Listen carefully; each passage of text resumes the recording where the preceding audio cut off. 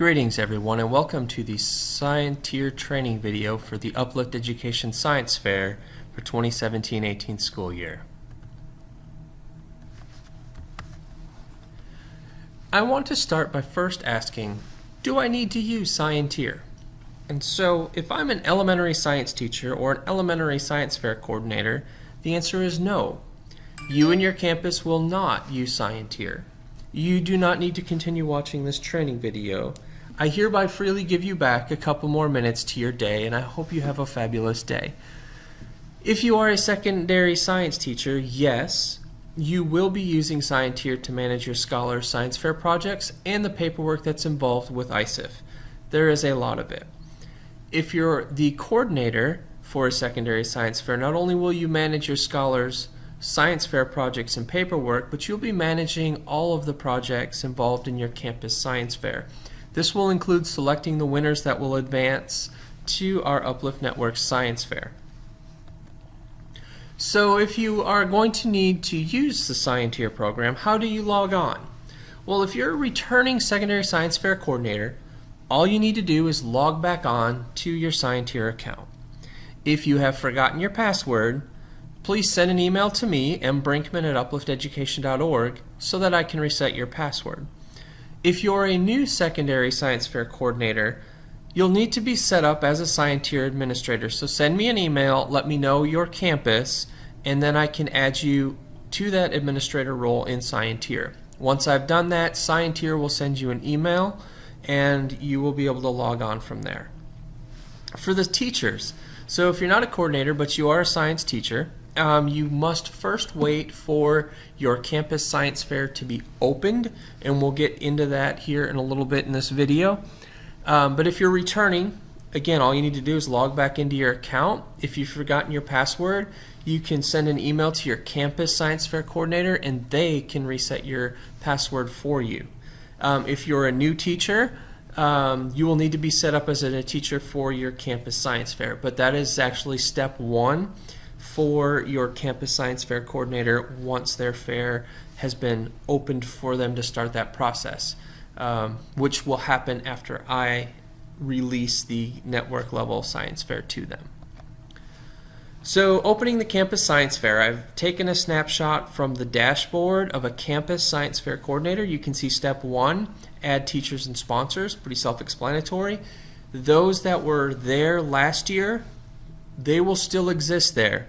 If you have new people, they will need to be added. I think you can delete those that you know are no longer a part of it. That's certainly not a requirement, but if you like to keep a clean database, then you can certainly clean that up. Once your teachers and sponsors have been added, you need to set up your scientific review committee and your internal review board, SRC and IRB. So I am allowing the campuses to use my scientific review committee. So unless your school has an established SRC that you have in place, you've been using it every year, I would encourage you to select the option of using the district level SRC for pre-approvals. I have a scientific review committee. It does include professional scientists, and there have been a number of campuses last year that didn't really get their science fair off the ground in Scienteer because they couldn't find a qualified scientist to serve on a campus level SRC. So I've removed that barrier. Again, there are some campuses that already have a well-established SRC. I'm not saying you can't use that anymore. But if you're a campus that doesn't have one of those, then select that option to use the district level SRC, and then I will do the pre-approvals through my SRC for your campus fair. Every campus will need to set up an IRB, an internal review board, and that will consist of three people, really four, but one is a campus administrator. The second, and this comes right off of page 5 in the ISIF rulebook, is a medical or mental health professional. They define that as someone who's a medical doctor, a nurse practitioner, a physician's assistant, a PharmD, a registered nurse, a psychologist, a licensed social worker, or a licensed clinical professional counselor. In a lot of instances, the campus nurse meets one of these criteria and can serve in that role. However, if you're having issues finding someone to serve in your campus level IRB, please reach out to me and we'll see what kind of resources we can access to find someone who can do that for you. The third person on this committee is an educator. Now, I say have at least two. My recommendation is all the science teachers should serve on the IRB. And the reason for this is because you are the adult sponsor for all of the projects in your classroom, and then you cannot sit on the IRB that approves a project for which you are the adult sponsor. And so that's a conflict of interest. And if you have all of the science teachers on the IRB, when you get to the 8th grade projects, the 8th grade teacher steps back, and the 6th and 7th grade teachers serve as the educator on the IRB, and you rotate as such throughout that process. So you have the teachers and sponsors, you have the SRC, the IRB, and now it's time to open registration. When you open this registration, an email will be sent to the teachers and sponsors in step 1, letting them know that the campus fair is open and that they can begin adding scholars and projects. Campus Science Fair coordinators, you can see there's a Tools for Fair Management tab. One of the features of this is to allow you to add teachers, to reset teachers' passwords, and just in general check in on all the projects throughout the science fair process. So now that it's open, how do we begin to get scholars started in Scienteer? Two kind of scenarios here. One is I'm a returning secondary science scholar. All they need to do is log back in.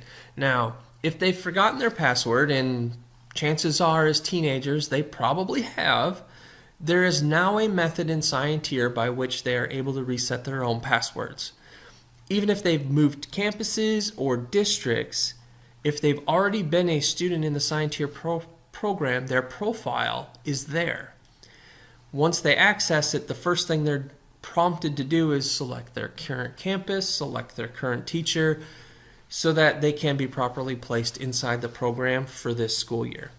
Now, if they're a new scholar, they will have to be added to the Scienteer program. And once they're set up, they will receive an email with the instructions to log in, confirm their campus and teacher, how to go about changing their password to something that they can remember for years on end. So once we get them set up, we have sort of these forms that are required for all projects. And so I'm actually going to start at the bottom with Form 1B. Every scholar must have a Form 1B because every scholar's parents must sign off on the project. So if you are doing a project and you are allowing 2 or 3 scholars to work together on that project, every scholar must have a Form 1B. There will be a single Form 1, a single Form 1A, but there will be 2 or 3 Form 1Bs. This form must be signed off, and it must be signed off prior to experimentation beginning. This is not only, this is for you. This is, so if an unfortunate incident were to occur at home while they're working on their science fair project, maybe they're, I don't know, building a ramp, using a chainsaw, things can go wrong. This is that form that says, but the parent knew that's what they were going to do, but the parent signed off on it. So it's really important that this form be done, and be done prior to experimentation. And I would say start with this form because in a lot of instances, there needs to be a campus intentionality to get all of the scholars' parents to complete this step. The other forms, Form 1, which is you, the adult sponsor, the teacher is the adult sponsor. We'll go into that in the ISIF rulebook video. And Form 1A, which is the research plan, project summary of the student. With this one, I would say that Scienteer works beautifully if scholars answer these questions truthfully. Otherwise, they set themselves up for rules violations and for projects being disqualified.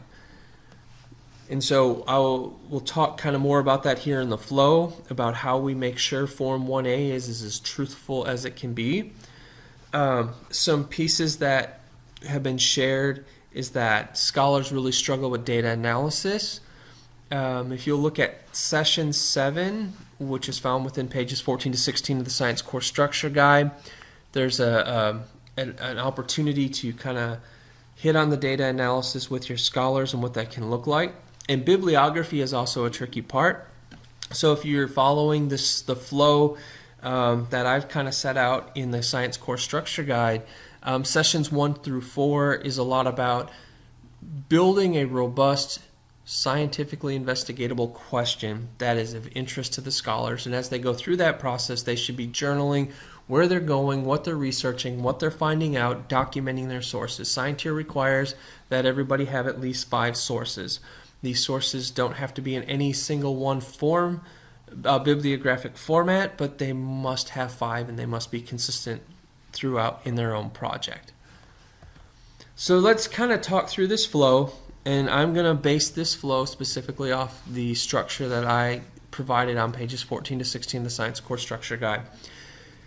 In August and September, scholars should be completing sessions 1 through 5 to develop a robust science fair question around something that they're interested in answering. I spent time last spring with Dr. Shepard in Plano, and at the end of the day, if the topic in question is not of interest to the scholar, you're either going to get an incomplete project or a project that's not done with a lot of quality. By October 7th, scholars should have a completed research proposal form that follows the sequence found in the Scienteer program, and this is that Form 1A. If there's a project requiring pre-approval from the Scientific Review Committee, and this is a red flag project, and talk more about that in the ISIF rulebook training, send me an email. Now this is specifically if you're using my district level SRC. Send me an email when the scholar completes steps 1 through 7, because once they've done this, their project is automatically going to kick up to my SRC for pre-approval. So send me an email so that I know it's kicked up, and that way I know to go in, convene my SRC, and provide that feedback in a timely manner so scholars can begin their experimentation.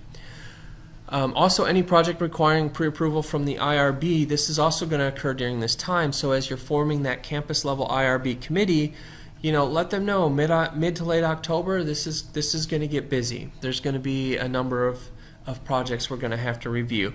You could even be proactive, maybe put some preliminary meetings on calendars. These meetings can always be canceled if nobody's doing any project that would need an IRB pre-approval.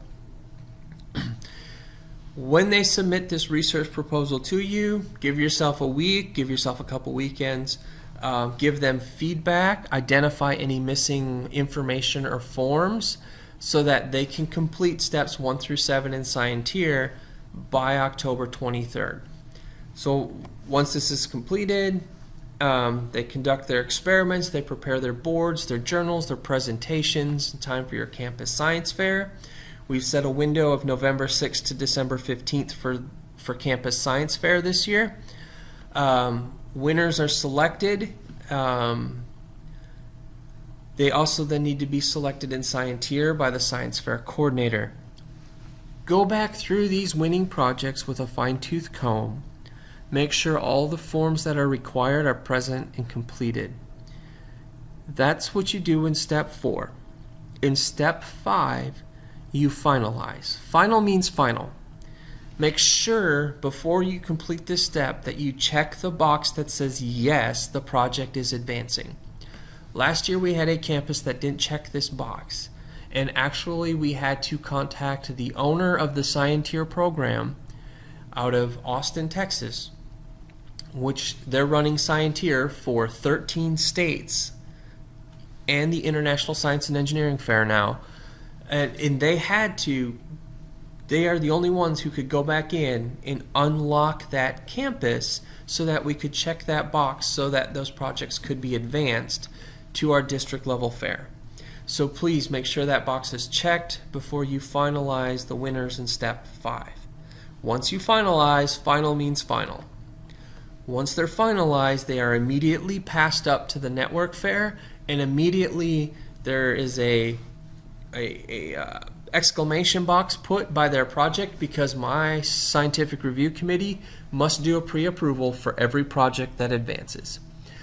If in this process we find that a project is in need of a missing form or needs to be restated, we will kick that project back to those scholars so that they can correct it prior to our fair. Additionally, I will send an email to the Campus Science Fair coordinator of what has occurred, and that they can then get in touch with that project's teacher so that we can ensure that they address the review. Because if they don't address the review, that project will be unable to compete for advancement to the Dallas Regional Fair.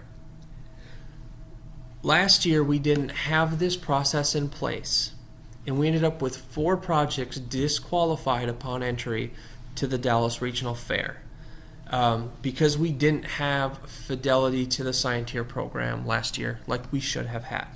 So in selecting your winners, there should be no more than 9 winners per campus that advance to the Network Science Fair. If you are running a combined middle and high school fair, that number would be 18, no more than 9 from middle school, no more than 9 from high school. And so that we're not saying it has to be the top 3 6th, top 3 7th, top 3 8th. Ideally that's what it would be, but it should be your top 9 projects from middle school, top 9 projects from high school. How you determine that as a campus will be up to the Campus Science Fair coordinator and the leadership team of that campus. So there you have it. That's Scienteer and kind of the flow of the science fair in the context of Scienteer. If you have any needs or you have any questions as you get into this process, please reach out to me. My name is Michael Brinkman. I am the Uplift Science Fair coordinator, and my email is mbrinkman@uplifteducation.org. Thank you so much for your time. I'm so looking forward to these projects, and I know it's going to be a great science fair in 2017-2018.